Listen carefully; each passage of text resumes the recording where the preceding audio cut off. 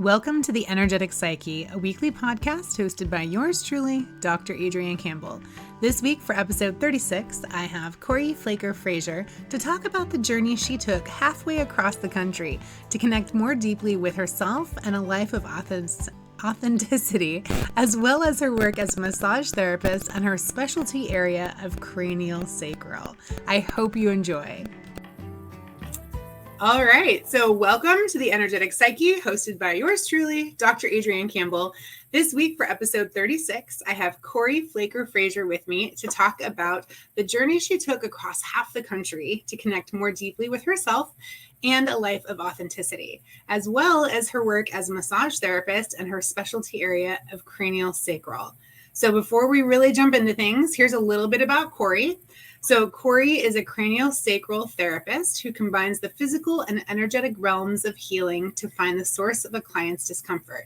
Using humor, intuition, and empathy, she communicates with each person's inner wisdom to uncover old patterns and find a new path of ease through restrictions.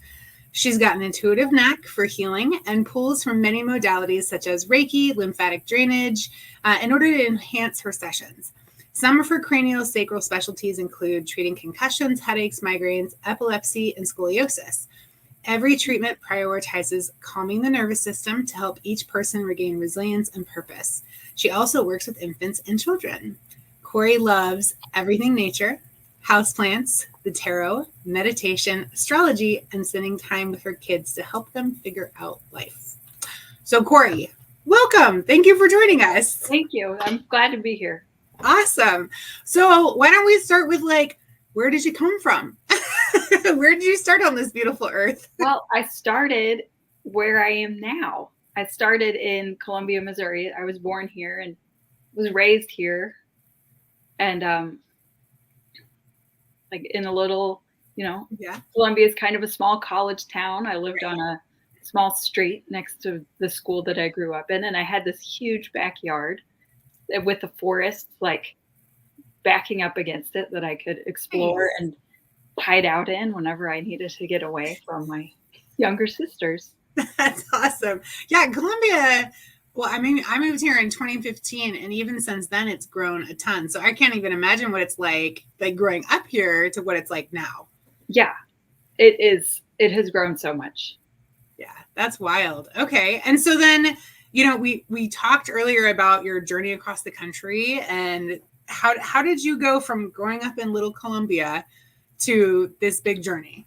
Well, what got you there? How do I start with that? I was in a part of my life where I just needed to break free. I was 19 and I was in college and I was just something wasn't working. Honestly, I was just thinking about it one day. I always have these big ideas. That's and I was looking online. It was the 90s and I was looking online and I was like, ooh, I wonder what kind of jobs are in Montana. So I found this place that was hiring. I just felt this need to have an adventure. So they were hiring. It was in the middle of nowhere, Montana. In Glacier Park. And that's so beautiful. I love it. So after my semester of school, I went. They hired me, and I was a waitress and housekeeper at this inn in Essex, Montana, which is in right in the middle, on the outskirts of Glacier National Park. So I have to tell you, when I was 19, I was in school full time, and I call it my early life crisis. Yeah. Right? Yeah. So I totally feel you. And I was trying to find ideas of what to do, because I just felt like this can't be what I'm doing right now. There has to be something different. I need something different. And I saw an ad for the Coast Guard in the phone book, because I used to flip phone book pages, which the younger kids have no idea what I'm probably even talking about. What's a phone book? And was that your divining tool? Yeah, because there were lots of words and lots of images, and so whenever I needed some inspiration, I literally would just flip pages in a phone book to just get things sparking. And I saw an ad for the Coast Guard, and that's how I joined the Coast Guard. Oh, nice. Like I called a recruiter and 3 days later was like signing up. So at least you finished your semester. Good job. Because I did. Yeah, I did. I was like, I'm out. Yeah. Well, and then after that, I didn't go back for a while because I was like, ugh. Because you're in your Glacier National Park, which is like gorgeous. Yeah, I'm like, it's about to snow here. I want to stay to see the winter. So. Yeah, I've traveled so much, over 36 countries now at this point, right?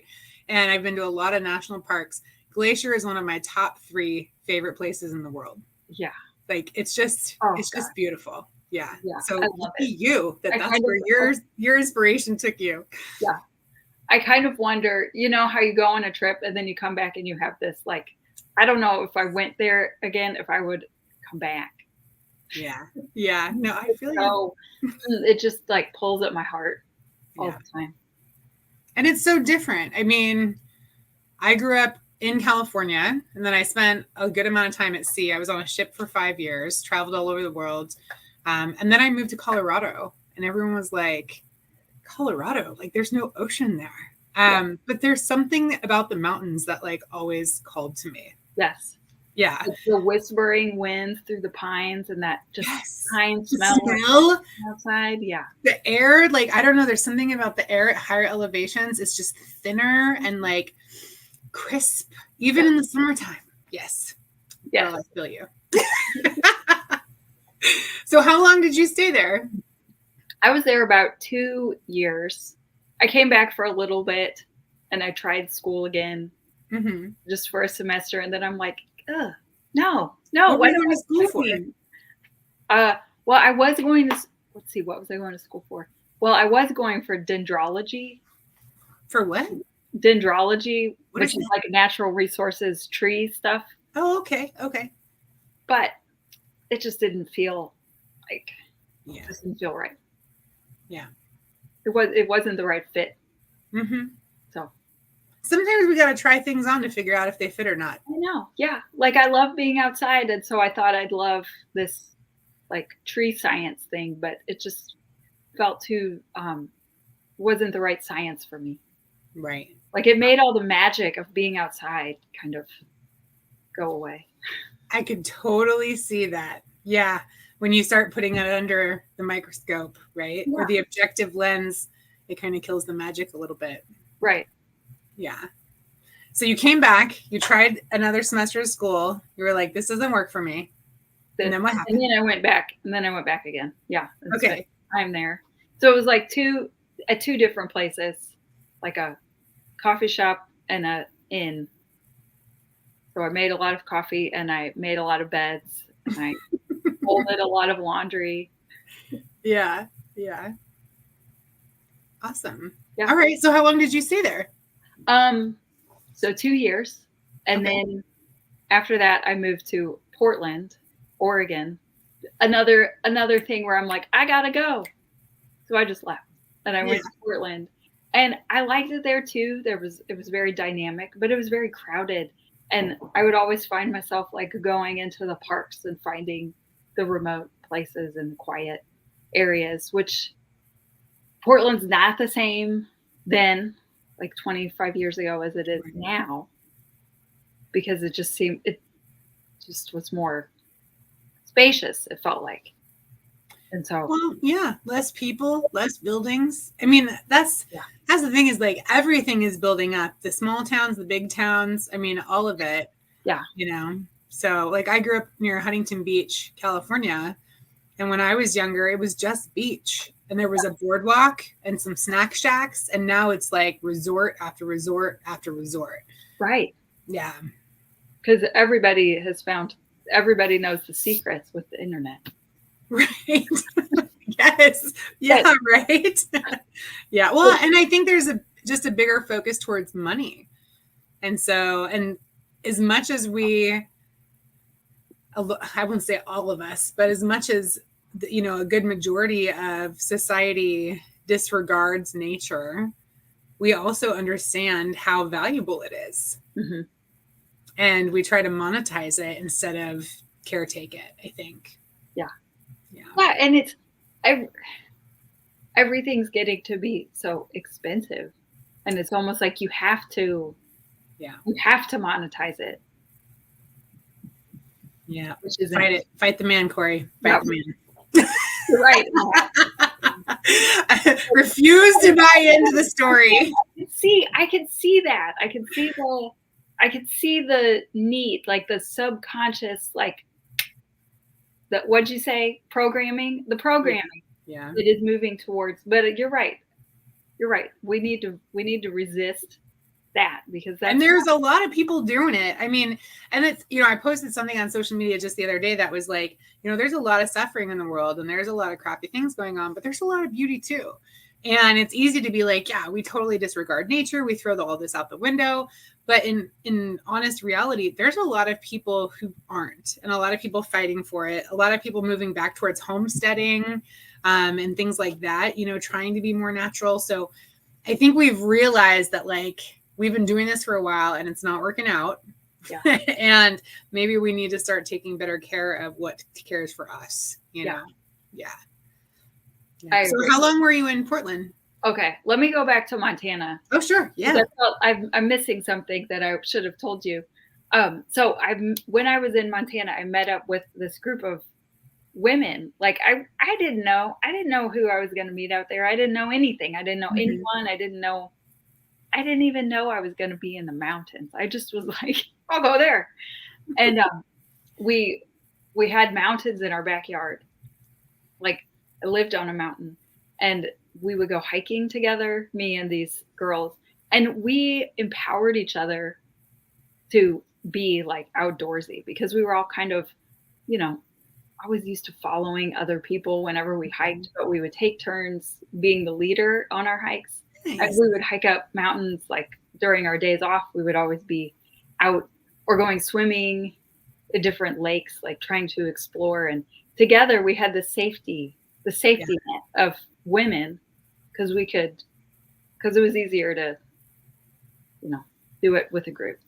Yeah, absolutely. So that was something that I learned in Montana. Like, before then, I was always trying to catch up with the guys. And the guys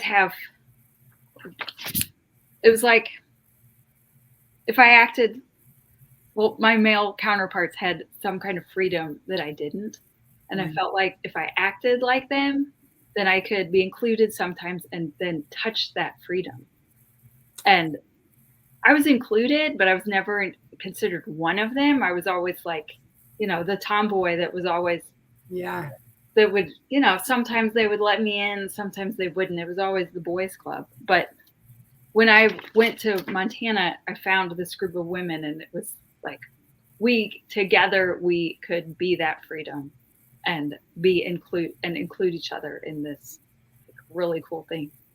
Right. Because in the mountains. Yeah. Because I think the group provided you a sense of safety and security and a container for you to grow that power within yourself and that confidence within yourself.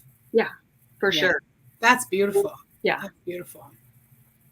But then I moved to Portland. It just felt like the season was ending and people were moving away, and I wasn't ready to go home, because there wasn't anything for me at home. Yeah. I didn't want to go back to school. I wasn't ready to like buckle down. I still had a lot of adventure in me, and I didn't want to settle for whatever was waiting for me back home. So I moved to Portland, and that's where I did more hiking, and I got let's see, what else? I worked at a lot of restaurants, and I did the Portland thing. That's awesome. I have a lot of friends that live out there, and I still haven't been, but yeah, I've heard a lot of great things about it.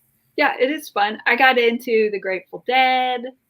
And then I was writing to work. I worked at McMiniman's for a little bit, which is this like bar and restaurant there. There are lots of they restore old historical buildings, and sorry, a bird just struck the window. Oh, oh And gosh. they restore them and turn them into different bars and movie theaters and restaurants. And the place I cool. worked was used to be an old elementary school, and they turned it into this really neat giant place where there were like secret rooms and Nice. That's awesome. yeah, it was fun. That's cool.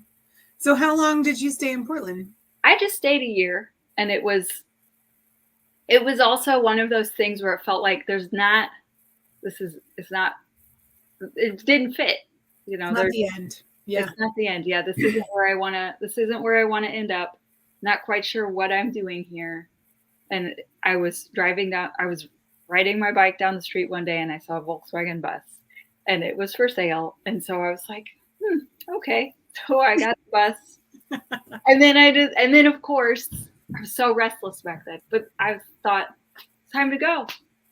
So I packed up the few belongings I had and drove down to I drove home, but I made my way down south and went to the Grand Canyon, and Nice. I had a little southwestern tour, and then I came home. So. Very nice. But in the Grand Canyon, I went hiking by myself. I don't know if I'd recommend that now. It's a little dangerous to go hiking by yourself. Yeah. I was 22 and I didn't even think about it. Yeah. I was just like, I want to go down to the Grand Canyon. I don't know anybody to go with. I'm just going to go by myself. Right. So, right. But I think next time I would do a little bit more planning with other people. Yeah. I really operated solo at that point, and I wasn't. And so, but Nick, I should have called one of my friends from Montana. Yeah, that would have been fun. But I mean, you know, you were in your space and you were on a journey, and it sounds like you were following your intuition, and that's what you needed at that time. Yeah. Yeah. So what did this journey do for you? What were your big takeaways from it? My big takeaways from that journey was I need to be a little bit better at forward thinking. Like I got that bus and then I drove across the country, and then I was like, I blew through all my money. And so, and when I got home, I was a little overdrawn, but luckily, like I got home. Mm-hmm. You know, good. I guess I was planned enough. Yeah. But now I think I would. But my big takeaways were I can really do a lot more than I give myself credit for. Mm-hmm. And sometimes I think that I'm just making it all up as I go along. But I think we all are. Yeah. So we all are just making it up as we go along. When I was 22, I thought, if I'm making up stuff as I go along, I might as well go big. I love it. Yeah, for sure. I learned how to drive a stick shift through the mountains in my bus. Like I did not know how to drive a stick shift until after, like the person that sold the bus to me drove it to me, because I didn't know how to drive a stick yet. And then my roommates taught me how to drive. And then like, as soon as I got it down, I'm like, all right, I'm out of here. And then I hit the mountains and I'm like, oh my gosh. It's a little different. Yeah. Like, okay. How do I work this? But I did it. Yeah. And now I'm an awesome driver. Yep. I mean, that's kind of how life goes at least what I found is if we don't stretch ourselves, if we don't try new things, if we don't push, we never know what we're really actually capable of. Right. Yeah. Like I often tell a story from when I was in boot camp, and I had played sports a lot in my life, and I grew up hiking and riding dirt bikes and doing all kinds of physically dangerous things. And I've always been strong. I'm 5'10", right? And not small boned, I will say. I'm definitely a bonny lass. And in boot camp, I remember I say beat us. They don't actually hit you. But they make you exercise and exercise and exercise, sit-ups, push-ups. Jumping jacks, all the things you can think until you think you're going to die. Like your body's just like, what's happening? And I remember laying on the grass one night, and it was probably 30 degrees outside because I was in boot camp in the wintertime. And we had been outside getting beat for like about an hour or so, maybe 2. And they let us lay there for more than like 10 seconds. And I just took a moment to actually feel into my body, and everything hurt so badly. So badly. I remember looking up at the sky and thinking, maybe this is what it feels like when you die. Like maybe I'm dying right now. Like, I think this might be the end, because everything hurts so bad and I don't think I can get up. And then they blew the whistle and I did get up. And I remember thinking like, wow, like I thought I was done, but my body just kept going. Yeah. And so I had a very similar experience to what you were mentioning, how it's like, I never thought I could be that strong. Yeah. You know, I had no idea that I could get to the point where I like literally everything. I think my eyelashes hurt. Everything hurt so bad. And my body was like, nope, move. And it just did. It was incredible. Yeah. It was very empowering experience. Yeah. I'm glad you made it through boot camp. I know. I can look back now, 20 some odd years later, and be like, oh, it was so empowering. Yeah. Back then I was probably like, fuck. Yeah. What have I done to myself? I should have stayed in college. But yeah, no, it was very empowering. Yeah. Yeah, and hiking I hiked down into the Grand Canyon is no small feat. No, that's a big hike. You have to be, it's in the desert too. Yeah. You have to have enough water. You have to have enough food. You have to have enough, all this. And somehow I did. You figured it out. You made it happen. I remember walking down and I was like, oh, it's so pretty. This is so pretty. I can't believe I'm doing this. And then I walked up and I just remember thinking, it was like a 7-mile hike out, or maybe 8. Oh. But I just remember thinking, just like you in boot camp, I was like, I'm going to die. What was I thinking? See, and now you look back and it was so empowering. So empowering. Yeah. Yeah, because the things that we survive, right? Which, you know, I read something online that was like, you've survived everything you've made it through in life this far. That is true. Yeah. And it's like, it's true. And when no matter how terrible it is, no matter how much it hurts, no matter how much, you know, emotional, mental, physical strain you're going through, once it's over and you have the ability to look back, it's just like, damn, like I made it through that. Like, look at you, look what you did. Like you did that. Wow. Yeah. Yep. Absolutely.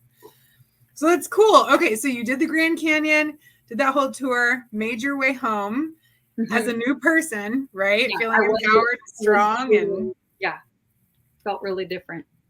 Yeah. So how old were you at that point? I was 22. Okay. So you spent 3 years wandering about, just about.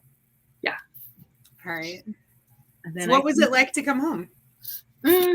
Well, I settled at home. I wanted to be with my friends, and I fell in love with this, actually a friend who came out to visit me in Portland. Like we were friends before, and then he came out, and then we really hit it off. It was just fun. The whole time he was out there, we just laughed and laughed and laughed. It did all sorts of fun things. And so I came back to be with him, but I didn't really know it. I wasn't like subconsciously, I think that I was moving towards that, but I wasn't really sure, I didn't know what was going to happen, but we ended up getting married. But we, so it was, but my transition home, I had to be like settled in, and it was really difficult to not just bounce like I did all the time. And I had to be more intentional, and I had like a house that I was renting, and all the grown-up stuff. I had to learn how to be grown up, and that was difficult. But what made you decide to do that? I actually got tired of wandering around all the time. Yeah. It didn't, I knew that wasn't sustainable for me. And I knew that it wasn't, like there's only so much growth you can do from wandering around all over the place for me, for my own soul. Right. So I know so I spent almost 2 years traveling the country in an RV, right? Mm-hmm. And one of the things I really missed during that time was community, and not like the way people talk about it with people necessarily, because in these days, day and age, right? There's phone, there's Zoom, there's all of that. And I had Zoom dates with friends and stuff, but having a community that I knew and understood, like every new place we went, because we moved every 2 to 3 weeks, right? You had to find the good Chinese place again. And I didn't know which was the best place to go grab breakfast. And every grocery store is different. And it seems like little things, but like when I'm in a community, like I really embed myself. And I like to like, know the hostess and get familiar with her at the restaurant that I like to go to the most, you know? And I like to be able to walk into my grocery store and know what aisle to go to get eggs. And it was just weird to me. Like that was one of the things that I really missed the most, was being able to have a sense of like, this is my community. Yeah. Yeah. I did miss a lot of the stuff that was here. There's just something very hometown still about this place. And it's like, they didn't have certain things. They didn't have the Peace Nook in Portland. Right. And they didn't have like Clover's Natural Market in Montana. I mean, there was something similar, but it just was not the same. Like, and the people just, even though when I lived in Portland, it was like all these communities and all these people, it was just did not have the same flavor. Right. As being here. So it was time to come home. It was time to come home. Yeah. But I was still restless, but I was like really making an effort to be here, and I'm still here. Nice. So what did life turn into for you? Well, so I did end up getting my degree. Okay. I got a Parks and Rec degree, which is, I thought I wanted to be a park ranger, but then I ended up working for the city here because it was like my husband was still in school, and I still wanted to, I didn't want to just leave. Like when you're a park ranger or something, you have to go to all these different places. And I didn't want to leave like that. I didn't want to leave him here while I was just doing all that, because it just felt like I think we had just gotten engaged. And so I made a choice to stay here and work for the city with their bicycling program. Okay. And trying to make Columbia more of a sustainable city for bicycles and a safer place for bikes to be, and walking too. But one day I had been working there for 2 years, and one day I just saw a sign outside. Like I was walking downtown and I saw a sign that said massage school, enroll today. And so I just thought, all right. I love to, when I'm curious about something, I love to just immerse myself in it. Yeah. I didn't have any kind of, like I had so much free time when I didn't have any kids and I was working for the city. Like it just felt like the time was immense. So I went to massage school while I was working for the city. And then when I graduated, it kind of just, transitioned into being a full-time business. Nice. And so that's the practice that you have now, right? Yes. Yeah. So you did your original massage school training, and then did you do any additional trainings on top of that? So after massage school, after that program, I found craniosacral therapy, which is my specialty. And it was the first thing I took and the first thing I really grabbed onto. I just, something about it that felt, it was something I never had before. The settled feeling in my body. Cranial sacral is something that I have always been very, very interested in. Massage, I'm not. I like getting them, but I am not a touch other people's body type of person. So it was never a certification I would get. And even as a Reiki master, when I give sessions, I'm hands-free. I don't touch. But craniosacral is something that if I could get it as a certification on the side, Right. I probably would, because from what I've read about it, and I mean, I studied the central nervous system, quite a bit. Yeah. And so how it connects to all of that and the cranial nerves, the vagus nerve, I mean, very interesting stuff. So tell us a little bit about what is craniosacral and how does it work? Okay. So let me see. Oh yeah. I loved how does it work? Okay. I'm going to struggle with this. That's okay. Just talk from your space. It doesn't have to be, all scientific textbook. Funny because I'm such a feeling person. I can feel how it works and explaining it. So you may have to ask me questions, but okay. So let's start with this. What is craniosacral as a specialty? Like if because there's regular massage, which I know there's lots of different types, right? Yeah. But if I was going to get a craniosacral massage, how is that different than like a relaxation massage? Okay. Well, it's not a massage. Okay, good. Well, there's the first thing. But people call it that, but because it is body work, because I am touching people. But so people would come to me and you lay on the table with your clothes on. Mm-hmm. Optional if you want to take clothes off, but I don't need to work on the skin to feel your like the energy of your body. Mm-hmm. I do ask people to take off their belt if people are wearing belts, because interesting. Because you're a Reiki practitioner too, right? Yeah. Okay. Yeah. Level 2? I'm level 3. Okay, gotcha. So yeah, so I can work with people's clothes on, which is nice for some people because they don't always want to take off their clothes, especially if I'm working with teenagers or something, or right. Young kids. They don't need to go through all that. So it sounds like intuition is a big part of craniosacral.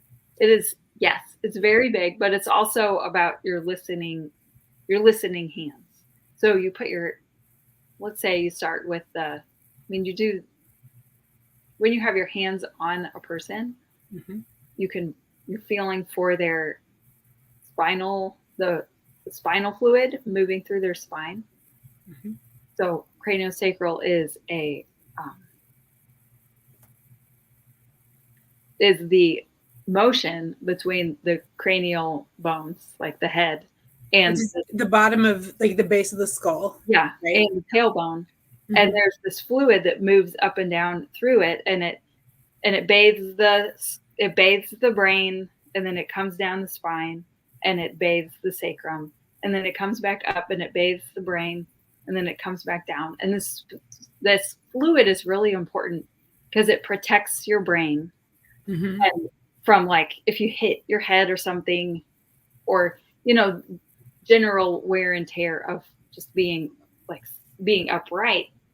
If you didn't have any fluid in there, then your brain would just like squish down into your right. And then you gotta keep our jar full. Yeah. And that's not functional. So you have this spinal fluid that's constantly moving and constantly cleaning taking out toxins and just constantly protecting you. And it encapsulates the nervous system. And so if you get injured at any different place, like in your spine, if you like twist, any kind of injury, then my job feels for those restrictions.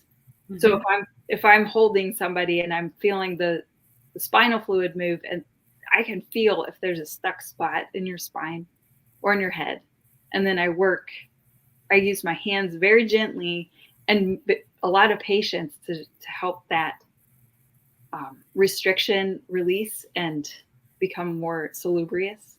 Mm-hmm. So they help through their own intention?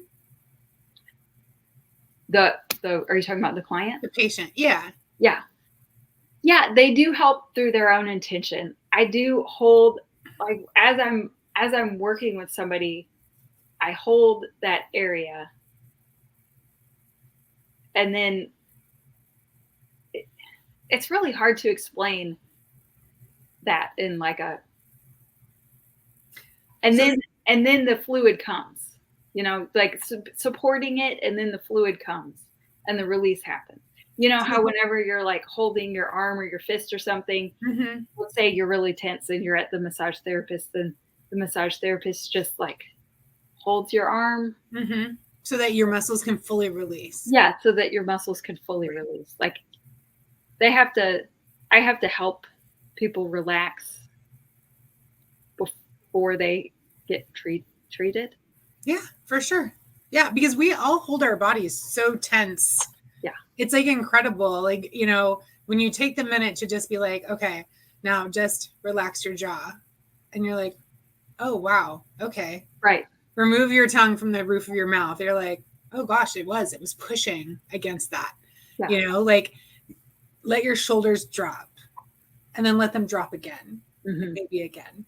I had a guest on the podcast a few months ago, I think. And one of my favorite lines from her was, shoulders aren't meant to be earrings. And I was like, oh my God, I love that so much. Yeah, because we walk around just like these tense little balls of energy. Yeah. And we have these holding patterns that we don't even know about. So sometimes if I just put my hand under your shoulder blade and one hand on top, I do the sandwich method where I'm holding a certain area, and shoulders is a great example because there's always one that's higher than the other, or, you know, you always use one more. Right. So I just hold the shoulder and I let it relax because it has to feel its own tension before the tension can let go. Right. Yeah. Yeah. It's the awareness, right? It's creating awareness because we can't do anything without awareness. Yeah. So technically speaking, is the person usually face down? They lay face up. Face up. Yeah. Okay. So then when you're working with the spine, it really is like an energetic intuition thing because the spine's on the other side of the body, right? Well, I put my hands under the body and I can feel it. Oh, okay. And sometimes I have people lay on their sides and I feel the spinal fluid. And as I'm feeling it, I could tell which spots are tighter than the others. And that's where I just hold I put one finger and I have my hands spread across the back. And then I put one finger on the on that point of tension and just slightly move it back and forth to kind of, you know, rock it a little bit. And then sometimes I use my other fingers to rock and then when they lay on their back, I can feel that too as I slide my hands under their back and feel their spine. It gives me because gravity is different in that way, and it gives me different information. Yeah. Okay. And so it sounds like, you know, a lot of the other healing modalities that I'm a huge fan of, you're really just creating a container for the body to be able to respond the way that it needs to be healthy. Yeah, absolutely. Yeah. Yeah. I'm not going in there and trying to change anything.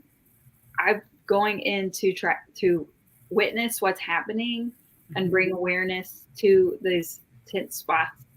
And just that awareness alone can really just help the body readjust, pivot, and then be in a different state. Right. Awareness and support is what it sounds like. Yeah. Yeah, that's cool. Yeah. So what I've thought of craniosacral, I have a book. Oh gosh, I'm going to butcher his name. I think it's Daniel Goldman or Goldberg, but it's called, I can't even remember the name, of course. But it's like accessing the healing power of the vagus nerve. Ooh, yeah. Is what it's called. Do you know the book I'm talking about? The name sounds familiar, but I've read a lot of vagus nerve books, but I don't know about that one. It's really good to the point where I think this is my third copy because I keep giving them away. Yeah. And if you're listening, I'll put a link in with the show. But it's one of my favorites because I've studied the vagus nerve and central nervous system quite a bit from the lens or through the lens of like Stanley Porges or Stephen Porges, Right. right? Yeah. Who is like the pioneer of the vagus nerve research over the last, I don't know, 10, 15 years. And the thing that's hard about his work is that he's a scientist. He's not a psychologist and he's not a writer. So he wrote The Body Keeps the Score, right? No, that's Bessel van der Kolk. Oh, Bessel. Okay, what was the book that Stephen Porges wrote? I think it's called The Polyvagal Nerve. Okay. Yeah. I think it's called The now I'm like looking at my bookshelf and I'm like, I need to go grab all these books. I think it's called The Polyvagal Nerve. But anyways, he's the pioneer in most of that research, but his stuff is really, really hard to read, even for me as an academic, because it's more like scientific medical terminology. But watching him speak live, I will say, was amazing. And he's a really lovely speaker. But I bought this other book because I was like, I want to be able to use some of this information in my practice. Right. And there's some exercises in the back of that book so the guy's a craniosacral therapist who wrote the book. And I was doing research because I was going to be teaching a class, I think, on stress management. And I'm like, maybe I can put some of these exercises in there. Let's try them out. And I remember I was sitting at my computer one night. It's probably 10 o'clock at night because I work late. And I'm going through the book and I'm like, all right, let's try this exercise. And it's one where you just turn your head to the side and then look with your eyes in the opposite direction for 60 seconds. And then you bring it back to center, and then you do the other direction and you send your eyes, looking opposite. So if my head's tilted this way, I'm looking that way. You do that for 60 seconds and it improves how far you can turn your head. Like the amount of like loosening that happens in the neck, like it blew my mind. And I was like, what? And I teach that at I've taught it probably 15 to 20 times now in different workshops and stuff. But there were like 3 or 4 others I tried where it was just, the cranial bones at the back of the neck, just taking some time to be present, kind of like you were saying, just putting pressure there. Yes. Yeah. And then releasing, right? Yeah. And he was talking about, how some of these exercises will trigger the parasympathetic nervous system to allow you to rest and relax. And one of the biggest signs of that is when you yawn, right? Yeah. So after like the second exercise, this huge yawn comes out of me and I'm just like, oh man. And I was not tired going into this at all. By the third exercise, I was so relaxed. I was just like, oh, this is like magic. Like the opposite of boot. I love this. Yeah, to the point where I had to stop working on my presentation because I was like, I just want to lay down now. I was like, I'm good. It worked. You are that book is really what led me to be like, I want to know more about craniosacral. And cool.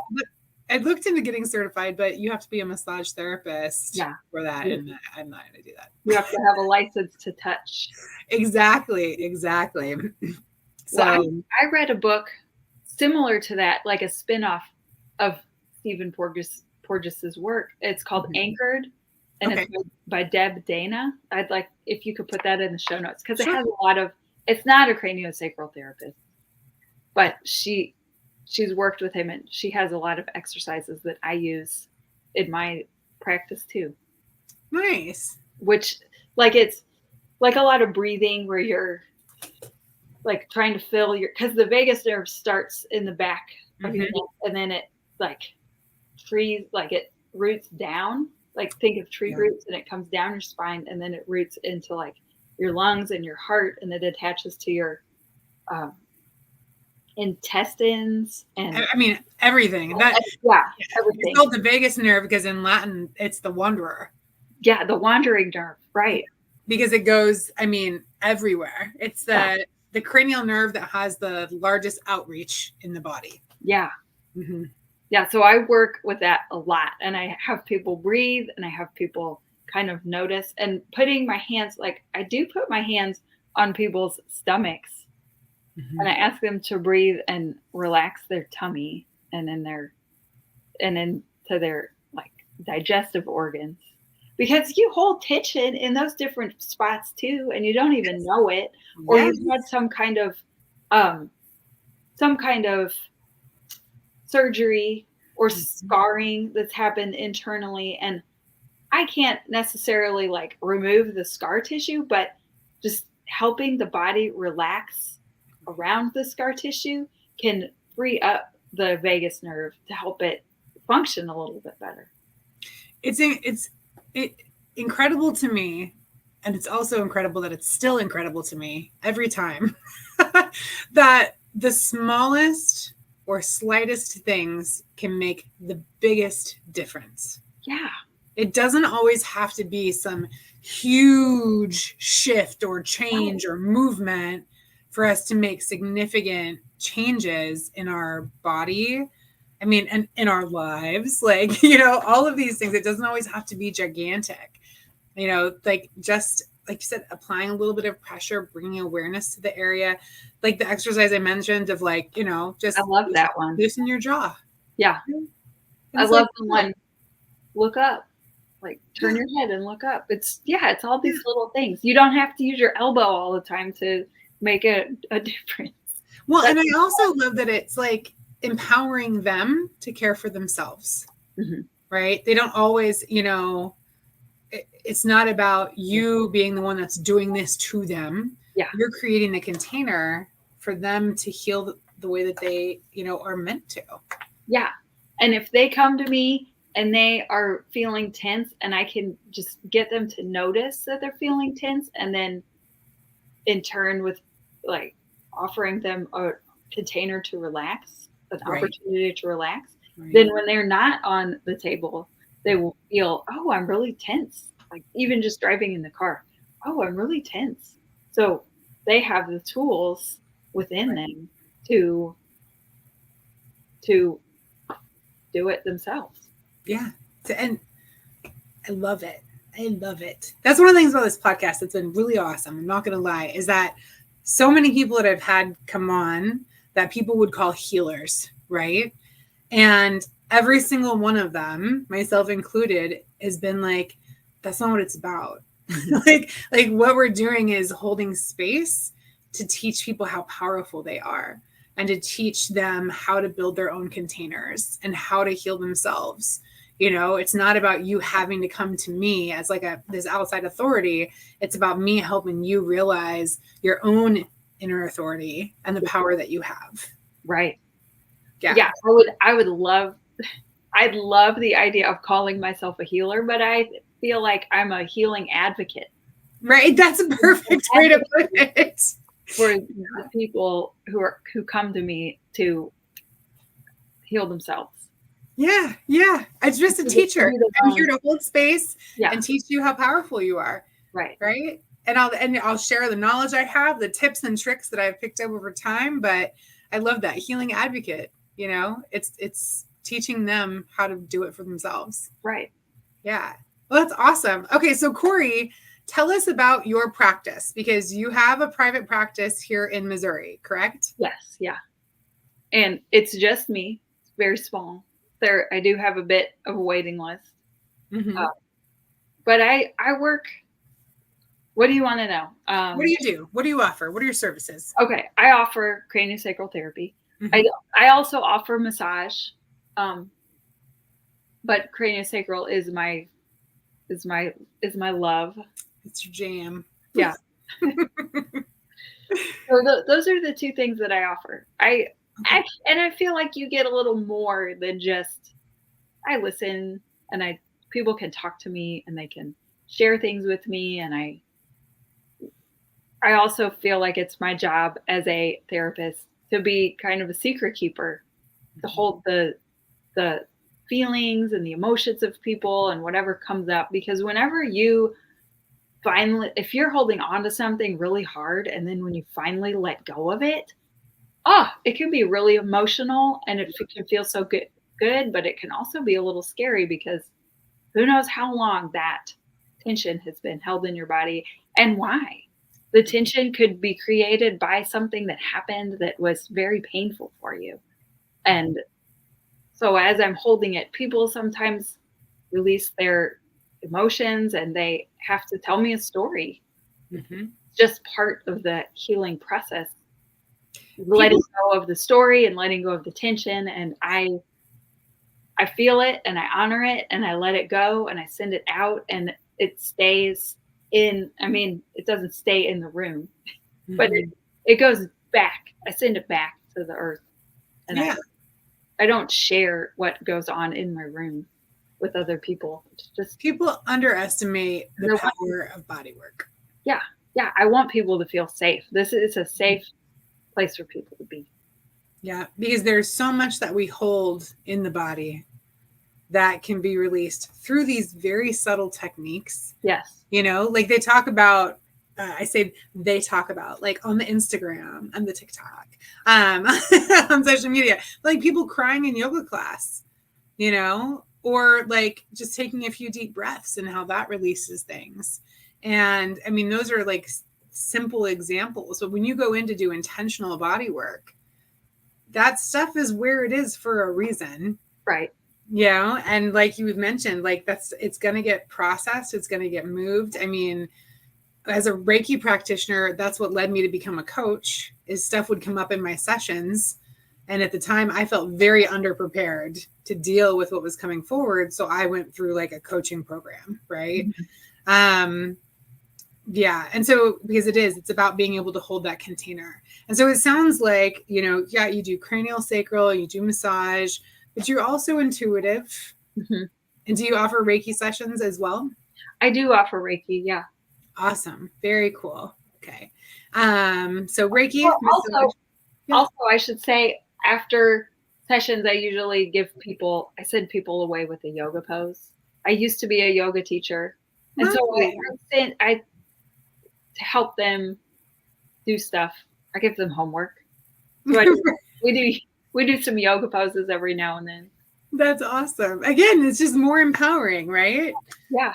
Yeah. Very cool. Okay. So if somebody wanted to work with you, how could they get in touch with you? They could email me. Okay. So we can put that in the link to the show. Do you have a website? I do have a website. We can put that in there too. It is Corri Flaker Fraser-LMT.com. It's not. We'll definitely put it in the show notes. Yeah, put it in the show notes. Awesome. And I also have, those are the ways you can get a hold of me. Okay, cool. Well, I appreciate you being here. And, you know, there's always one question I ask at the end of every show. And that is, if there was one thing that you wanted everyone to know or that you wanted to share, what would that be?